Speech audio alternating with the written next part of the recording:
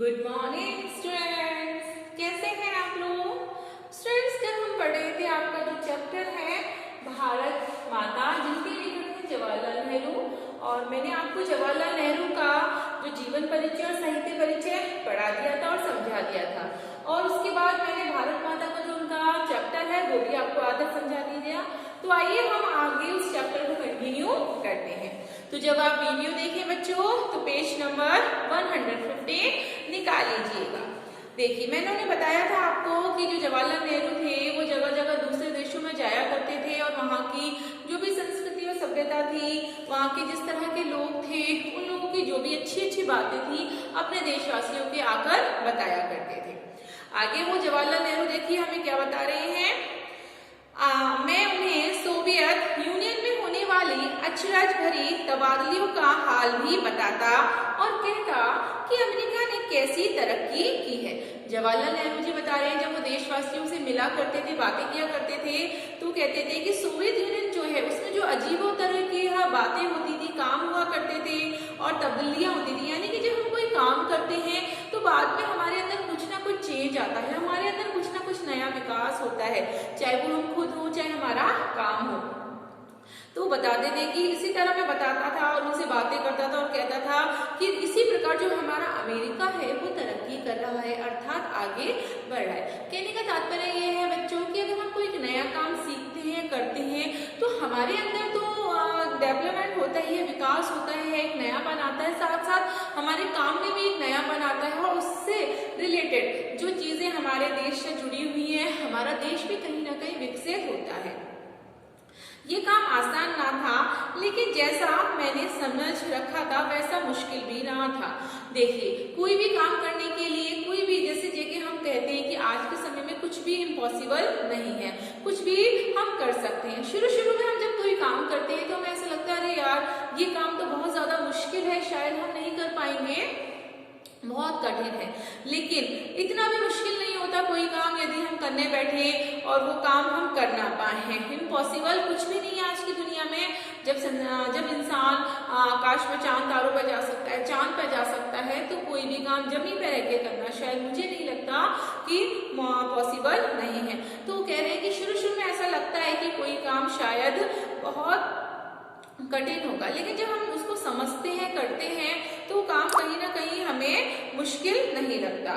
इसकी वजह यह थी कि हमारे पुराने महाकाव्यों ने और पुराणों की कथा कहानियों ने, जिन्हें वे खूब जानते थे, उन्हें इस देश की कल्पना करा दी थी। कल्पना का मतलब है इमेजिन करना। जैसे कि हमारे जो भी पुराने महाकाव्य हैं, पुराण हैं, कथा कहानियां हैं, तो जब छोटे बच्चे होते हैं उनको हम इंस्पायर कैसे करते हैं, प्रेरित कैसे करते हैं, बहुत अच्छी कहानियां सुनाकर, एग्जाम्पल देकर, जो हमारे राजा महाराजा हैं उनके बारे में उनको बताते हैं।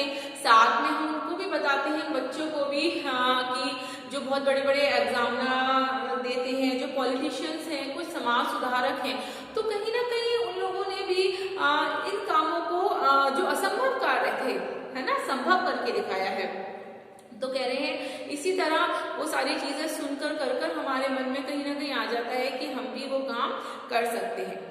और हमेशा कुछ लोग ऐसे मिल जाते थे जिन्होंने हमारे बड़े बड़े तीर्थों की यात्रा कर रखी थी, जो हिंदुस्तान के चारों कोनों पर है।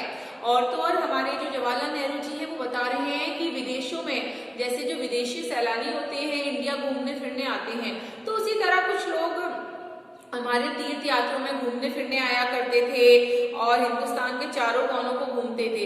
और कहीं ना कहीं हम जब घूमने फिरने जाते हैं तो कुछ ना कुछ हमें प्रेरणादायी बातें सीखने को मिलती हैं।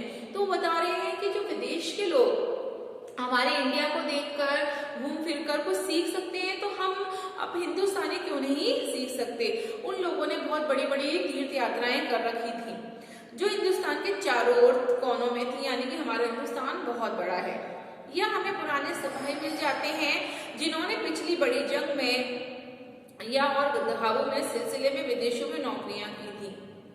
साथ में हमारे जो पंडित नेहरू हैं वो ये भी बताने की कोशिश कर रहे हैं, या फिर मेरी मुलाकातें उनसे हो जाती थी जो हमारे सिपाही हैं, जो देश की सेवा कर चुके हैं, या फिर उसके बाद वो विदेशों में जाके बैठ गए हैं, या फिर उन्होंने कुछ अचीव किया है, तो उनसे भी कहीं ना कहीं मुझे सुनने को मिलता था, बहुत अच्छी बातें मिलती थी सुनने को, और या फिर वो नौकरियों के सिलसिले में जा चुके हैं बाहर विदेशों में, तो कहीं ना कहीं मुझे उनसे कुछ ना कुछ अच्छा ज्ञान प्राप्त होता था।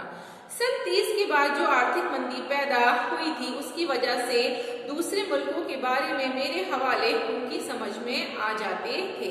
वो बता रही है जवाहरलाल नेहरू कि सन 1930 की बात है, आर्थिक मंदी यानी कि फाइनेंशियल प्रॉब्लम जब हमारे देश में आई तो उसकी वजह से जो दूसरे मुल्क थे, दूसरे देश थे, उनके बारे में मेरे हवाले उनकी समझ में आ जाते थे। यानी किस तरह से हमारे देश की तरक्की हो सकती है, किस तरह से हमारे देश को संभाला जा सकता है, उन्नति के साधन हम कर सकते हैं, विकास हो सकता है हमारे देश में, तो कहीं ना कहीं कुछ चीजें मेरी समझ में धीरे धीरे आने लगी।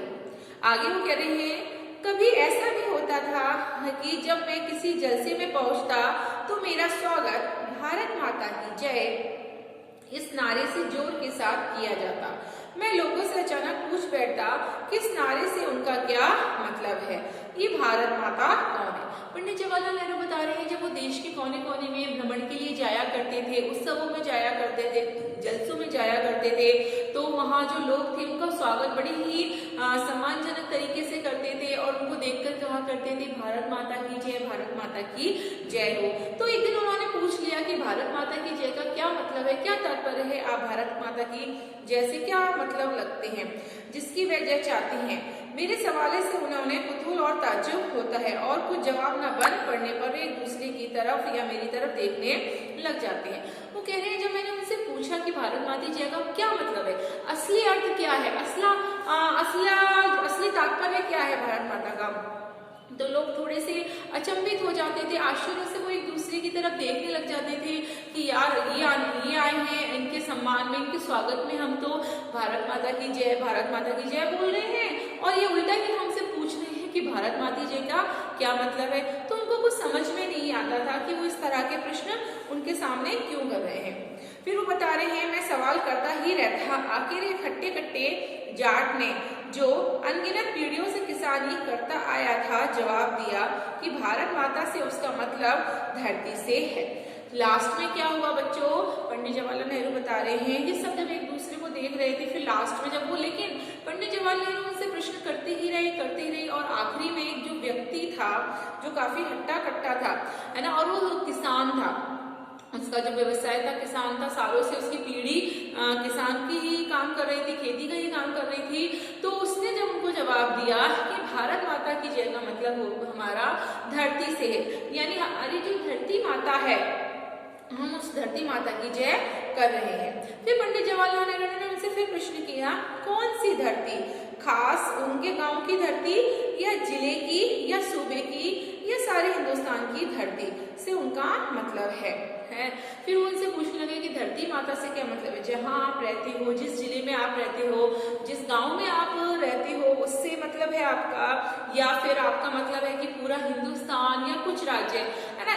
वास्तव में देखा जाए तो ये बात बहुत सच है बच्चों, बहुत सही है कि धरती से तात्पर्य क्या है, धरती से तात्पर्य है कि आपकी धरती या किसी और की धरती, ठीक है। तो फिर उसने आगे क्या सवाल कहा, देखो इस तरह सवाल जवाब चलते रहते, यहाँ तक कि वे उठकर मुझसे कहने लगते कि मैं ही बताऊं। मैं इसकी कोशिश करता और बताता कि हिंदुस्तान वह सब कुछ है जिसे उन्होंने समझ रखा है। वो बता रहे हैं कि जब वो जलसों में जाया करते थे, उत्सवों में जाया करते थे, इस तरह के उनसे क्वेश्चन पूछते थे प्रेरणादायी, ताकि हमारा अपनी भूमि के प्रति, धरती माता के प्रति कुछ ना कुछ कर्तव्य जो है वो कहीं ना कहीं उजागर हो, इसलिए वो जानबूझकर उनसे प्रश्न करते थे। और कई बार उनसे प्रश्न जब वो करते थे तो जो आम लोग हुआ करते थे वो कहीं ना कहीं थोड़ा से बोरी हो जाते थे, उब जाते थे। फिर आखिरी में वो ये कहते थे, अच्छा चलो आप ही हमें बता दो कि इसका क्या मतलब होगा, क्या तात्पर्य होगा। फिर उन्होंने कहा कि ठीक है मैं बताता हूँ, इसका ये मतलब हुआ कि हमारा जो पूरा हिंदुस्तान है वो उसके अंतर्गत आ रखा है, लेकिन मैं इससे भी बहुत ही ज्यादा है। लेकिन वो कह रहे हैं कि हमारी धरती माता यानी कि हमारा हिंदुस्तान बहुत ज्यादा विशाल है, बड़ा है, विस्तार रूप में फैला हुआ है। हिंदुस्तान के नदी और पहाड़, जंगल और खेत जो हमें अन्न देते हैं, ये सभी हमें अजीज हैं, लेकिन आखिरकार जिनकी गिनती है वे हिंदुस्तान के लोग हैं और उनके और मेरे जैसे लोग जो सारे देश में फैले हुए हैं। देखिए जाहिर सी बात है हम लोग शायद उनकी गिनती नहीं करते हैं, लेकिन देखा जाए जैसे बच्चों पहाड़ हैं, जंगल हैं, नदी हैं, नदियां हैं, वो कहीं ना कहीं हमारे स्रोत हैं, हमारे साधन के। एग्जाम्पल के लिए जो पेड़ हैं, जंगलों में जो पेड़ लगे हुए कहीं ना कहीं हमारे लिए लाभदायक होते हैं। जो नदियां हैं या जो तालाब हैं वो कहीं ना कहीं हमारे लिए लाभदायक होती हैं। उनको कहीं ना कहीं हम अपनी जिंदगी में यूज करते हैं, उनका हर चीज, लेकिन शायद हम समझ नहीं पाते। तो वो सारी चीजें कहीं ना कहीं हमारे देश में फैली हुई हैं, भले वो गिनती में नहीं आती हैं, लेकिन देखा जाए तो वास्तव में वो है। भारत माता दरअसल यही करोड़ों लोग हैं, और भारत माता की जय से मतलब हुआ लोगों की जय। तो जो जवाहरलाल नेहरू है, उन्होंने उसका असली अर्थ उनको समझाया कि भारत माता की जय का मतलब क्या हुआ कि वो जो करोड़ों हिंदुस्तानी, करोड़ों लोग, उसके अंदर जो करोड़ों साधन आ जाते हैं वो सब भारत माता के अंतर्गत आते हैं, और उन करोड़ों लोगों की जय यानी कि भारत माता की जय, यानी कि उस भारत माता की जय का मतलब हुआ कि वो करोड़ों हिंदुस्तानी या करोड़ों जगह जहाँ से हम पर्याप्त साधन जुटा पाते हैं। मैं उनसे कहता हूँ कि तुम इस भारत माता के अंश हो, और एक तरह से तुम भी भारत माता हो। वो कह रहे हैं कहीं ना कहीं हम भी उसका हिस्सा है, भाग है, क्योंकि हम भी हिंदुस्तान के हिस्से में रह रहे हैं, तो जाहिर सी बात है हम भी भारत माता के अंश हैं, यानी कि उनके टुकड़े हिस्से हैं, और एक तरह से हम भी भारत माता के हैं। और जैसे जैसे विचार उनके मन में बैठते हैं, उनकी आंखों में चमक आ जाती है। वो बता रहे हैं जैसे जैसे विचार उनके मन में पौंधता है, उनको समझ में आती है ये भारत माता के बारे में, तो कहीं ना कहीं उनकी आंखों में एक चमक सी आ जाती है। वो बड़े खुश होते हैं कि वास्तव में हम भी भारत माता के हिस्से हैं, हिंदुस्तान के हिस्से हैं, उनके अंश हैं। तो जाहिर सी बात है वो बहुत ज्यादा खुश हो जाते हैं, एक्साइटेड हो जाते हैं, इस तरह मानो उनको कोई बड़ी खोज कर ली हो। और पंडित जवाहरलाल नेहरू उनको ऐसा प्रतीत होता है, ऐसा लगता है कि जैसे कि उन्होंने कोई बहुत बड़ी खोज कर ली हो, या उनकी वजह से देश की कोई तरक्की हो गई हो। तो बच्चों आज ये आपका जो